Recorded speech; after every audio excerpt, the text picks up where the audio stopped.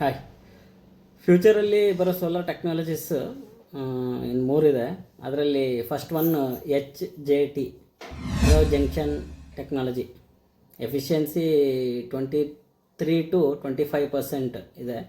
ಆಮೇಲೆ ಇದು ಬಿಸಿಲಿನಾಗೆ ಸ್ವಲ್ಪ ಎಫಿಷಿಯನ್ಸಿ ಚೆನ್ನಾಗೇ ಬರುತ್ತೆ.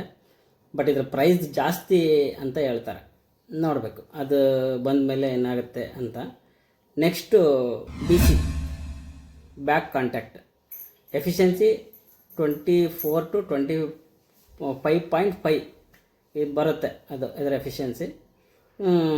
ಇದರಲ್ಲಿ ಮೇಯ್ನ್ ಏನಂದರೆ ಫ್ರಂಟಲ್ಲಿ ಬಸ್ ಬಾರ್ ಕಾಣೋದಿಲ್ಲ. ಬಸ್ ಬಾರ್ ಕಾಂಟ್ಯಾಕ್ಟ್ ಇರಲ್ಲ. ಸೋಲಾರ್ ಪ್ಯಾನಲ್ಸ್ ಫ್ರಂಟಲ್ಲಿ ಕಾಣುತ್ತಲ್ಲ, ಲಿಂಕ್ ಶಾರ್ಟ್ ಆಗಿರೋದು, ಅದು ಕಾಣೋದಿಲ್ಲ. ಇದು ಸೆಕೆಂಡ್. ಆಮೇಲೆ ಇದು ಪ್ರೀಮಿಯಂ ಕ್ವಾಲಿಟಿ. ಇದರ ಪ್ರೈಸ್ ಕೂಡ ನೋಡಬೇಕು. ಬಟ್ ಇದು ಎಲ್ಲದಕ್ಕಿಂತ ದೊಡ್ಡ ಬಾಸ್ ಅಂದರೆ ಪೆರೋಸ್ಕೈಟ್. ಇದು ಭವಿಷ್ಯ ತುಂಬ ಬದಲಾಯಿಸ್ಬೋದು ನಮ್ಮ ಸೋಲಾರ್ ಸಿಸ್ಟಮ್ನ. ಯಾಕೆ ಅಂತ ಹೇಳಿದರೆ ಇದು 30% ಜಾಸ್ತಿ ಎಫಿಷಿಯನ್ಸಿ ಕೊಡೋ ಚಾನ್ಸಸ್ ಇದೆ. ಇದು ಮುಂದಿನ ಫ್ಯೂಚರಲ್ಲಿ ನಮ್ಮ ಸೋಲಾರ್ ಇಂಡಸ್ಟ್ರಿನೇ ಕಂಪ್ಲೀಟ್ ಚೇಂಜ್ ಮಾಡುತ್ತೆ. ನಾವು ವೆಯ್ಟ್ ಮಾಡ್ತಾ ಇರೋದು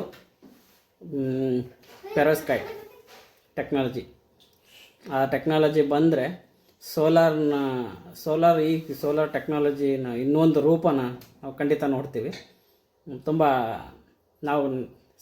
ನಾನು ತುಂಬ ವೆಯ್ಟ್ ಮಾಡ್ತಾಯಿದ್ದೀನಿ ಈ ಟೆಕ್ನಾಲಜಿಗೆ. Thank you.